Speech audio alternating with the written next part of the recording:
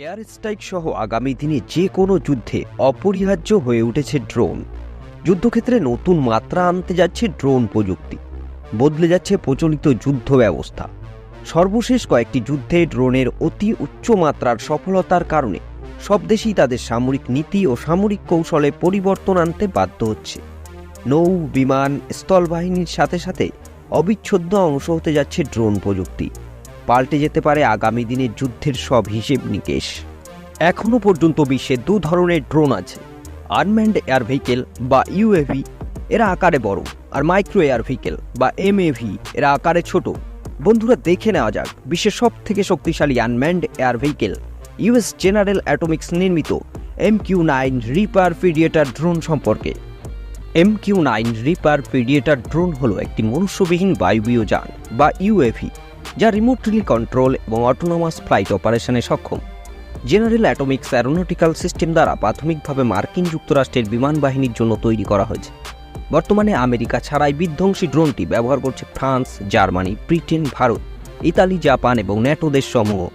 বর্তমান সময়ে প্রিডিয়েটর ড্রোনের দুটি ভ্যারিয়েন্ট, স্কাই গার্ডিয়ান এবং সি গার্ডিয়ান।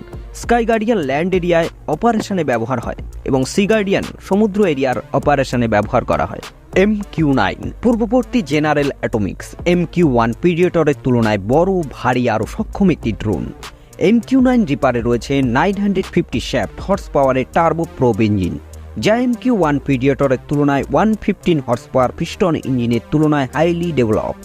MQ-1 এর তুলনায় MQ-9 প্রায় 3 গুণ গতিতে এবং 15 গুণ বেশি অর্ডিন্যান্স পেলোড নিয়ে ক্রুজ স্পিডে চলতে পারে। এই আনম্যান্ড কমব্যাট ড্রোনটি দুজন army personal ground control station থেকে সঞ্চালন করে। এই বিধ্বংসী ড্রোনটির সর্বোচ্চ গতিবেগ 480 কিলোমিটার পার আওয়ার এবং ক্রুজ গতিবেগ 280 থেকে 310 কিলোমিটার পার আওয়ার।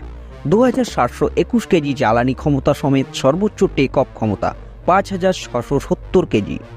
MQ-9 রিপারের দৈর্ঘ্য 36 ফিট অর্থাৎ 11 মিটার, উচ্চতা 12 ফিট অর্থাৎ 3.81 মিটার, উইংস্প্যানের দৈর্ঘ্য 66 ফিট অর্থাৎ 20 মিটার।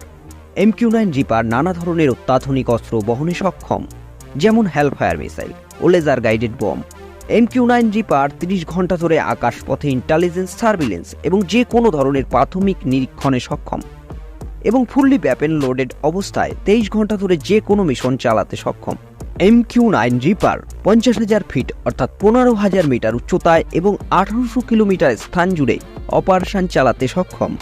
MQ-9 রিপার নানা ধরনের কমব্যাট মিশনে ভ্যারিয়াস টাইপ অফ ওয়েপনে সজ্জিত থাকে, যেমন ANDAS-1 MTS-B multi spectral targeting system, ANAPY-8 LYNX-11 radar, multimode 360 degree সামুদ্রিক পৃষ্ঠ অনুসন্ধান রাডার, স্বয়ংক্রিয় শনাক্তকরণ system, anti submarine warfare, electronic warfare, anti surface warfare ইত্যাদি।